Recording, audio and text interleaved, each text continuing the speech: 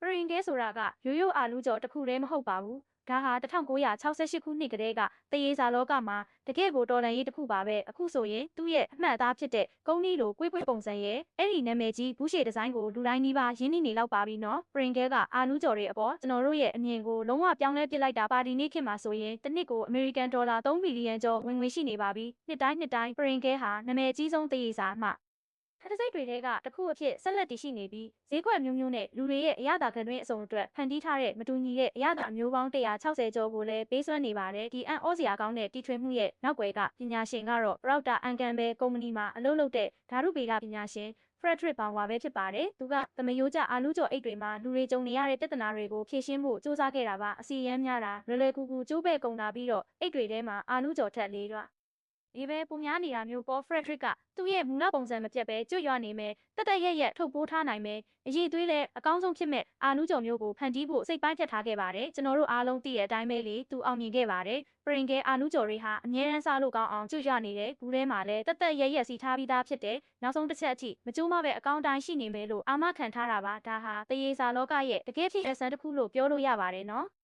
ပရင်ကဲကိုအာလူးကြော်လို့ခေါ်ကြပေမဲ့တကယ်တော့ဒါဟာသမယိုးကျအာလူးကြော်စစ်တော့မဟုတ်ပါဘူးပရင်ကဲကိုအာလူး6မှု42%လောက်ကိုစံမှုဂျုံဝစီနဲ့မော်တိုဒက်စထရင်လိုမျိုးတခြားပါဝင်ပစ္စည်းတွေနဲ့ရောဆက်ပြီးပြုလုပ်ထားတာပါဒီလိုရောဆက်ထားတဲ့အတွက်ရိုးရိုးအာလူးကြော်တွေလိုလွယ်ကူကျိုးပဲ့မသွားတဲ့ပုံစံတူတရေစာတွေကိုဖန်တီးနိုင်ခဲ့တာဖြစ်ပါတယ်ဒါဆိုပရင်ကဲကိုအာလူးလုံးလိုက်ကနေမလုပ်ဘူးဆိုရင်ဘာတွေနဲ့များတကယ်လုပ်ထားတာလဲကျွန်တော်တို့အားလုံးသိတဲ့ဒီနာမီကြီးပရင်ကဲတရေစာတွေအဖြစ်ရိုးရှင်းတဲ့အာလူးမှုတွေကနေဘလို့ပြောင်းလဲသွားသလဲဆိုတဲ့စိတ်ဝင်စားစရာကောင်းတဲ့ထုတ်လုပ်မှုဖြစ်စဉ်ကိုလေ့လာကြည့်ဖို့စိတ်ယုံတဲ့ကိုအဖုံးဖွင့်ပြီးချောင်းကြည့်လိုက်ကြရအောင်ကျွန်တော်တို့နှစ်သက်ကြတဲ့ဒီလိုပြီးပြည့်စုံအောင်ကြွကြွနေတဲ့ပရင်ကဲအာလူးကြော်တွေကိုဖန်တီးဖို့အတွက်အရာအလုံးဟာစိမ့်ဆူနေတဲ့အာလူးစိုက်ခင်းတွေကနေစတင်ပါတဲ့ပရင်ကဲဟာပါဝင်ပစ္စည်းတွေကိုရွေးချယ်တဲ့နေရာမှာအရန်ကိုအသေးစိတ်ပါတဲ့အကောင်းဆုံးနဲ့အရေးသွေးအမြင့်မားဆုံးအာလူးတွေကိုပဲရွေးချယ်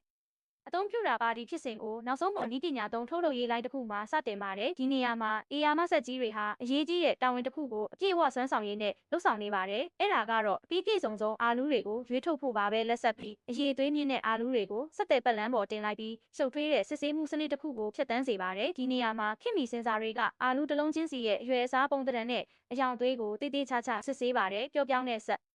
ရုပ်လက်တံတွေကအာလူးတွေပေါ်မှာကျန်နေတဲ့အညစ်အကြေးတွေကိုလျင်မြန်စွာဖယ်ရှားပစ်ပါတယ်ဒီစက်ရုပ်တွေဟာတာမန်မျက်စိနဲ့လိုက်ကြည့်လို့တော့မမီနိုင်တော့အောင်အထင်ကြီးစရာကောင်းတဲ့အရှိန်နဲ့လုပ်ကြပါတယ်နောက်ဆုံးမှာတော့အရေးသွေးဆန်နှုံးမမီတဲ့အာလူးတွေဥပမာအဆက်ပြောက်ရှိတာပိုးကြိုက်ထားတာဒါမှမဟုတ်အရန်သေးလွန်းတာမျိုးတွေကိုထုတ်လုပ်ရေးလိုင်းကနေဖယ်ရှားလိုက်ပါတယ်အာလူးတွေစက်ရုံကိုရောက်တာနဲ့စက်တဲ့ပတ်လန်းပေါ်တင်ပြီးရေကန်ကြီးတစ်ခုထဲမှာစေးကြောပါတယ်အဲ့ဒီမှာရေတွေကိုအရှိန်ပြင်းပြင်းနဲ့လှည့်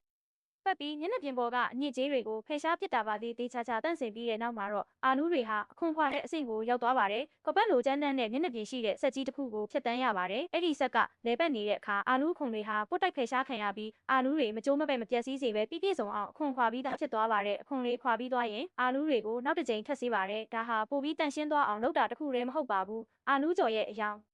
်ကိုထိခိုက်စေနိုင်တဲ့ဒါမှမဟုတ်ခါတက်တဲ့အရာသာဖြစ်စေနိုင်တဲ့အာနုကစီတက်တွေကိုဖယ်ရှားဖို့လည်းဖြစ်ပါတယ်ဒီလိုထပ်ဆေးလိုက်တာကအစီတက်ကိုရှော့ချပေးပြီးနောက်ဆုံးထွက်လာမဲ့ထုတ်ကုန်ရဲ့အရာသာနဲ့ပုံမှန်တဲ့နှမျိုးလုံးကိုပိုကောင်းစေပါတယ်တေးသေးချာချာဆေးကြောပြီးရေစစ်ပြီးတဲ့နောက်မှာတော့အာလူးတွေကိုကျွမ်းကျင်လုပ်သားတွေရဲ့လက်တွေနဲ့တလုံးချင်းတေးချာစစ်ဆေးပါတယ်ပုတ်နေတာမှုတက်နေတာဒါမှမဟုတ်စိမ့်နေတော့မဲရှိသေးတဲ့အာလူးတွေကိုဖယ်ထုတ်ပြီးအကောင်းဆုံးအရေးသွေးရှိတဲ့အာလူးတွေပဲနောက်တစ်ဆင့်ကိုဆက်သွားနိုင်မှာဖြစ်ပါတယ်တေးသေးချာချာတန့်စင်ပြီးတဲ့နောက်မှာတော့အာလူးတွေဟာအရေးကြီးဆုံးပြောင်းလဲမှုအဆင့်ဖြစ်တဲ့လှိဖြတ်ခြင်းစီကိုရောက်လာပါပြီဒီလိုလှိဖြတ်ဖို့ပရင်ကဲဟာအလွန်နှင်းမြန်စွာလဲပတ်နိုင်တဲ့ဓာတ်သွားတွေကိုအသုံးပြုပြီးအချက်တွေအားလုံးညီညာနေစေပါတယ်ဒါနဲ့တည်းမပြီးသေးပါဘူးပထမဓာတ်သွားပြီးတာနဲ့နောက်ထပ်ဓာတ်သွားတစ်ခုကဒီပါလွှာတဲ့အချက်လေးတွေကိုသိငယ်တဲ့၄000တုံးလေးတွေအဖြစ်ထပ်မံပုံသွင်းပြီးထူးခြားတဲ့ပရင်ကဲပုံစံကိုရရှိစေပါတယ်သိငယ်တဲ့၄000အချက်လေးတွေအဖြစ်လှိဖြတ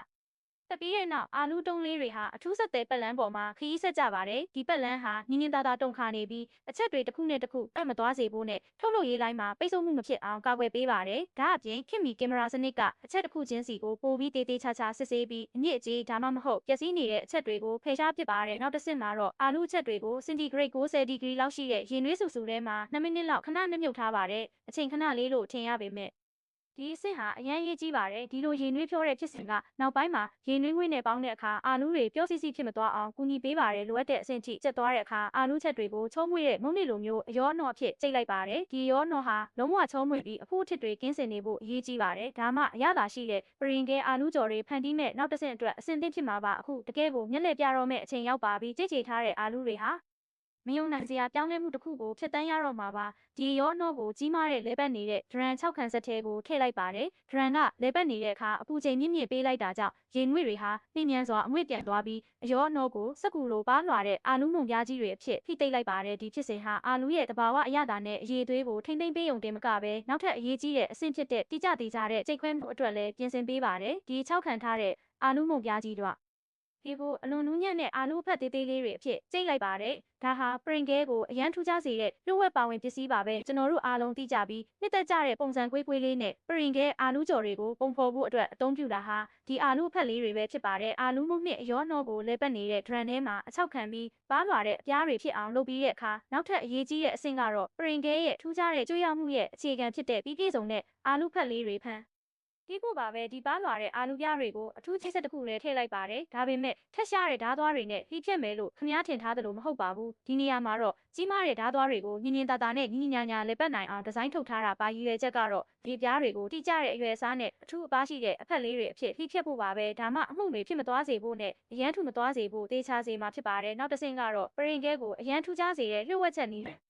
ဟိုအသုံးပြုရမယ့်အဆင့်ပါပဲဒါဟာတာမန်အာနူအဖက်လေးတွေကိုတခြားအာနူကြော်တွေနဲ့လုံးဝမတူတဲ့အထူးပါဝင်ပစ္စည်းတစ်ခုအဖြစ်ပြောင်းလဲပေးမဲ့အဓိကအချိန်ခိုက်တန်ပါပဲကြီးမားတဲ့ရောဆက်ဆက်ကြီးတစ်ခုထဲမှာအာနူအဖက်တွေကိုဂယုတစိုက်တိုင်းတာထားတဲ့ပါဝင်ပစ္စည်းတွေနဲ့ရောဆက်ပါတယ်ရေပြောင်းငါစီဆန်းမှုဂျုံငါစီပြောင်းမှုမော်ဒိုတက်စထရင်ဒိုင်ဂလစ်စရိုက်စားနဲ့အီမန်စီဖိုင်ယာတွေကိုရောဆက်တာပါအီမန်စီဖိုင်ယာတွေဟာထုတ်လုပ်မှုဖြစ်စဉ်တစ်လျှောက်လုံးမှာအရောအနှောကိုလက်ဆက်ပြီးတည်ငြိမ်နေစေဖို့အဓိကအခန်းကဏ္ဍနားကနေပါဝင်ပါတယ်ဒီလိုရောဆက်လိုက်လို့ရလာတဲ့ရလဒ်ဟာချောမွေ့တဲ့မုံနစ်လိုမျိုးမဟုတ်ပါဘူးဒါပေမဲ့စိုးစွနေတဲ့တဲချမ်းတွေလိုမျိုးအရောနှောတစ်ခုပါဒါဟာပရင်ကဲရဲ့ထူးခြားတဲ့ပုံသဏ္ဍာန်နဲ့ကြွရောက်မှုကိုရရှိစေမဲ့အခြေခံဖြစ်ပါတယ်အာနူးမုံနစ်နဲ့တခြားပါဝင်ပစ္စည်းတွေကိုတည်တည်ချာချာရောဆက်ပြီးတဲ့အခါနောက်တစ်ဆင့်ကတော့ပြီးပြည့်စုံတဲ့ပါလွှာတဲ့မုံပြားတွေဖန်တီးဖို့ပါပဲအရောအနှောကိုဆက်တဲ့ပတ်လန်းပေါ်တင်လိုက်ပြီးဝက်ဥရစ်စနစ်ပါတဲ့အထူးဆက်တစ်ခုကိုဖျက်တမ်းစေပါတယ်ဒါကအရောအနှောကိုပတ်လန်းတစ်ခုလုံးအနှံ့ညီညီညာညာချင်းချက်ပေးဖို့ပါပြီးရင်တော့မုံပြားတွေဟာကြီးမားတဲ့ဒလိမ့်တုံးဆက်စီကိုရောက်သွားပါတယ်တန်နှစ်တန်လောက်အထိအားပြင်းတဲ့ဖိအားနဲ့ဒီဆက်ဟာအရောနှောကို1မီလီမီတာလောက်ပဲထူတဲ့မယုံနိုင်လောက်အောင်ပါလွှာတဲ့အပြားတွေအဖြစ်ဖိပြားလိုက်ပါတယ်ဒီအစ်စ်မှာတော့မုံသားဟာချုံးဝေပြီးပြားချက်နေပါပြီပြီးရင်တော့မုံပြားတွေကိုဘဲဥပုံပုံစံခွက်တွေတက်ဆင်ထားတဲ့အထူးလေပတ်နေတဲ့ဒရန်တစ်ခုတည်းကိုထည့်လိုက်ပါတယ်ဒီပုံစံခွက်တွေကမုံသားကိုညီညာတဲ့ဘဲဥပုံစံတွေအဖြစ်ဖိဖြတ်လိုက်ပါတယ်ဒါဟာပရင်ကဲအာနူးကြော်တိုင်းမှာကျွန်တော်တို့တွေ့မြင်ရတဲ့ထင်ရှားတဲ့ပုံစံပါပဲပိုရှန်နေတဲ့မုံသားတွေကိုတော့စုဆောင်းပြီးထုတ်လုပ်မှုလိုင်းတွေကိုပြန်လည်ထည့်သွင်းအသုံးပြုပါတယ်ဘဲဥပုံမုံသားလေးတွေအစင်သင့်ဖြစ်တဲ့အခါသူတို့ရဲ့ခီးဟာအကျော်ဆက်စီကိုဆက်သွားပါတယ်အဲ့ဒီမှာသူတို့ဟာထင်ရှားတဲ့ကွေးကောက်နေတဲ့ကုန်းကြီးပုံစံဒါမှမဟုတ်ပိုပြီးတိတိကျကျပြောရရင်ဟိုက်ပါဘိုလစ်ပါရာဘိုလိုက်ပုံသဏ္ဍာန်အဖြစ်ပြောင်းလဲသွားကြပါတယ်အကျော်ဆက်ထဲမှာအထူးဒီဇိုင်းထုတ်ထားတဲ့ဒလိမ့်တုံးကြီးတစ်ခုကဒီမုတ်သားလေးတွေကိုသူတို့ရဲ့ထူးခြားတဲ့အကွေးပုံစံအဖြစ်ညင်ညင်သာသာပုံသွင်းပေးပါတယ်အကျိုးဆက်ထဲမှာဖာရင်ဟိုက်350ဒီဂရီအထိအပူပေးထားတဲ့စီပူထဲမှာအာနူးကြော်တွေကို10စက္ကန့်လောက်ကြော်လိုက်ပြီးရွှေဝါရောင်ကျွတ်ရတဲ့အနေအထားကိုရရှိစေပါတယ်ဒီအဆင့်ဟာအရန်ရေးကြီးပါတယ်ပထမတစ်ခုကအပူချိန်မြင့်မြင့်ကြောင့်အကွေးပုံစံကိုပုံသေးဖြစ်သွားစေပါတယ်ဒုတိယအနေနဲ့ကြော်လိုက်တဲ့ဖြစ်စဉ်ကထူးခြားတဲ့ကျွတ်ရောက်မှုနဲ့ရွှေဝါရောင်ကိုရရှိစေတာပါပြီးပြည့်စုံအောင်ကြော်ပြီးတဲ့နောက်မှာတော့ပရင်ကဲအာနူးကြော်တွေဟာလေးမှုဆက်တစ်ခုကိုဖျက်တမ်းရပါတယ်ဒီဆက်ရဲ့တာဝန်ကပိုရှန်နေတဲ့စီတွေကိုဖယ်ရှားပြီးအာနူးကြော်ရဲ့အပူချိန်ကိုဖာရင်ဟိုက်104ဒီဂရီလောက်အထိလျှော့ချပေးဖို့ပါပဲဒီလိုအေးခံတဲ့အဆင့်ဟာနောက်ပိုင်းမှာအရသာမှုန့်တွေပိုပြီးကောင်းကောင်းကညှိနိုင်အောင်တေချာစေဖို့အတွက်အရေးကြီးပါတယ်ပြီးရင်တော့ပရင်ကဲတွေဟာအရသာမှုန့်တွေဖြန့်ချပေးတဲ့နေရာအောက်ကနေဖြတ်သွားပါတယ်ဟုတ်ပါတယ်အထူးဒီဇိုင်းထုတ်ထားတဲ့အရသာမှုန့်ဖြန့်ဆက်ကပရင်ကဲတစ်ချက်ချင်းစီရဲ့မျက်နှာပြင်ပေါ်မှာပြည့်စုံတဲ့အရသာမှုန့်ပမာဏကိုရရှိစေပါတယ်ဒီအရသာမှုန့်အလွှာကပဲပရင်ကဲမျိုးစားတစ်ခုချင်းစီကိုသူရဲ့ထူးခြားတဲ့အရသာကိုပေးစွမ်းတာပါအရသာတွေကလည်းမယုံနိုင်လောက်အောင်မျိုးစုံရှိပါတယ်ပရင်ကဲမှာကဘာတဝမ်းရွေးချယ်စရာအရသာပေါင်း160ကျော်ရှိပါတယ်ဒါပေမဲ့အရသာတိုင်းကိုတော့နေရာတိုင်းမှာရနိုင်တာမဟုတ်ပါဘူးဝါဆာဘီဒါမှမဟုတ်ကော်ဖီလိုမျိုးထူးခြားတဲ့အရသာတွေကိုတော့ရွေးချယ်ထားတဲ့ဈေးကွက်တွေမှာပဲတွေ့နိုင်ပါတယ်ဥပမာဂျပန်နိုင်ငံမှာဆိုရင်စားသုံးသူတွေဟာထူးခြားတဲ့ဝါဆာဘီအရသာကိုခံစားနိုင်ပြီးအနောက်နိုင်ငံတွေမှာတော့ချက်တာချိတ်ဒါမှမဟုတ်ပီဇာလိုအရသာတွေကပိုပြီးလူကြိုက်များပါတယ်ဒါကပရင်ကဲဟာနိုင်ငံအသီးသီးကစားသုံးသူတွေရဲ့လိုအပ်ချက်မျိုးစုံကိုဖြည့်ဆည်းပေးဖို့သူ့ရဲ့ထုတ်ကုန်တွေကိုအဆက်မပြတ်စမ်းသစ်နေရဆိုတာကိုပြသနေတာပါခင်ဗျားရဲ့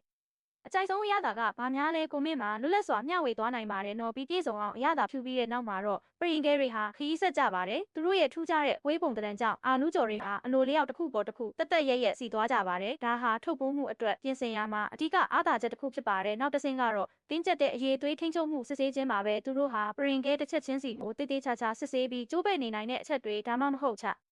လူရင်းချက်တစုံတရာရှိနေတဲ့အချက်တွေကိုအထူးဂရုပြုစစ်ဆေးပါတယ်။အမြင့်မားဆုံးစံချိန်စံညွှန်းတွေနဲ့ကိုက်ညီတဲ့အချက်တွေကိုပဲရှေ့ဆက်သွားခွင့်ပြုပါတယ်ဒီအဆင့်မှာတော့ပရင်ကဲတွေဟာပြီးကန်နီးပါပြီ။သူတို့ဟာနာမည်ကြီးဘူးရှည်တွေကိုထည့်သွင်းပြီးကဘာတဝန်းကစားသုံးသူတွေစီကိုတင်ပို့ဖို့အဆင်သင့်ဖြစ်နေပါပြီ။နောက်ဆုံးတော့ကျွန်တော်တို့အမျှော်လင့်ဆုံးအဆင့်ဖြစ်တဲ့ထုတ်ပိုးခြင်းစီကိုရောက်လာပါပြီ။ရင်းနှီးနေတဲ့စက်ကူဘူးရှည်တွေဟာခရီးတစ်တစ်ခုစတင်ဖို့အသင့်ဖြစ်နေပါပြီပုံဖော်ခြင်းနဲ့အရသာဖြူခြင်းအလုပ်တွေအားလုံးပြီးတဲ့နောက်မှာတော့အာနုကျော်တွေကိုညင်ညင်သာသာရွှေ့ပြောင်းပါတယ်တိကျတဲ့ပမာဏသတ်မှတ်ချက်နဲ့ပရင်ကဲတန်းချင်းစီကိုအသင့်ပြင်ထားတဲ့ဘူးတွေထဲကိုထည့်လိုက်ပါတယ်ပြီးရင်တော့ဘူးတွေကိုဂယုတစိုက်၄ချိန်ပါတယ်ဒီနေရာမှာလျင်မြန်ပြီးတိကျတဲ့စက်ရုပ်လက်တံတွေကဘူးတွေကိုအဖုံးပိတ်တဲ့တာဝန်ကိုယူလိုက်ပါတယ်သူတို့ဟာဘူးတစ်ခုချင်းစီကိုအထူးအလုံးပိတ်စတစ်ကာတွေကပ်ပေးပြီးခမားကအဖုံးကိုဖွင့်လိုက်တဲ့အချိန်အထိလက်ဆက်မှုနဲ့ကြွရွာမှုကိုအာမခံပေးမဲ့လုံခြုံတဲ့အလျော့အားတစ်ခုကိုဖန်တီးပေးပါတယ်ဒါကတော့ကျွန်တော်တို့နေ့စဉ်စားသုံးနေတဲ့ကြွရပြီးလျာသာရှိတဲ့ပရင်ကဲအာနူးကျော်တွေရဲ့နောက်ွယ်ကစိတ်ဝင်စားစရာကောင်းတဲ့ဖန်တီးမှုခရီးစဉ်မှာပဲဂယုတစိုက်ရွေးချယ်ထားတဲ့ပါဝင်ပစ္စည်းတွေကနေတေးသေးချာချာစီမံထားတဲ့ထုတ်လုပ်မှုဖြစ်စဉ်နဲ့တိကျတဲ့ထုတ်ပိုးမှုအထိအရာအလုံးကိုရည်ရွယ်ချက်တစ်ခုတည်းနဲ့လှုပ်ဆောင်တာပါအဲ့ဒါကတော့စားသုံးသူတွေစီကိုအကောင်းဆုံးအတွေ့အကြုံကိုပေးအပ်ဖို့ပါပဲပရင်ကဲဟာမြောက်အမေရိကနဲ့ဥရောပမှာပဲလူကြိုက်များတဲ့သေရစားတစ်ခုမဟုတ်ပါဘူးဒါဟာကမ္ဘာတဝန်းကလူတွေရဲ့အရသာကတွင်းတွေကိုလည်းသိမ့်ပိုက်နိုင်ခဲ့ပါပြီ။သူ့ရဲ့ထူးခြားတဲ့ပုံသဏ္ဍာန်နဲ့မျိုးစုံကွဲပြားပြီးအမြဲတမ်းဆန်းသစ်နေတဲ့အရသာတွေကြောင့်ပရင်ကဲဟာကမ္ဘာတဝန်းနှစ်သက်ကြတဲ့သေရစာတစ်ခုဖြစ်လာခဲ့ပါတယ်။ပရင်ကဲဟာအမြဲတမ်းပဲအရသာခံအကောင်းဆုံးစားသုံးသူတွေကိုတောင်ဘလို့ကျေနပ်အောင်လုပ်ရမလဲဆိုတာသိပါတယ်။ပရင်ကဲနဲ့ပတ်သက်တဲ့အသေးစိတ်အချက်လက်တိုင်းဟာစိတ်ဝင်စားစရာကောင်းတဲ့ဇာတ်လမ်းတစ်ပုဒ်ကိုပြောပြနေတယ်လို့ဆိုနိုင်ပါတယ်။တေးသေးချာချာစီမံထားတဲ့ထုတ်လုပ်မှုဖြစ်စဉ်ကနေစမ်းသစ်တဲ့အရသာရွရွေးချယ်မှုတွေအထိဒီချက်တွေအားလုံးဟာပရင်ကဲရဲ့ထူးခြားတဲ့ဆွဲဆောင်မှုအတွက်အထောက်အကူဖြစ်စေခဲ့ပါတယ်ပရင်ကဲစိတ်ယုံတွေကဒီအန်အိုစရာကောင်းတဲ့ခရီးစဉ်မှာကျွန်တော်တို့နဲ့အတူလိုက်ပါကြည့်ရှုပေးခဲ့တဲ့အတွက်ကျေးဇူးတင်ပါတယ်ဒီဗီဒီယိုကိုသဘောကျနှစ်သက်တယ်ဆိုရင်တော့ like လုပ်ဖို့နဲ့ကျွန်တော်တို့ရဲ့ channel ကို subscribe လုပ်သွားဖို့မမေ့ပါနဲ့ဦးနော်နောက်ထပ်စိတ်ဝင်စားစရာအစီအစဉ်တွေမှာပြန်လည်ဆုံတွေ့ကြပါမယ်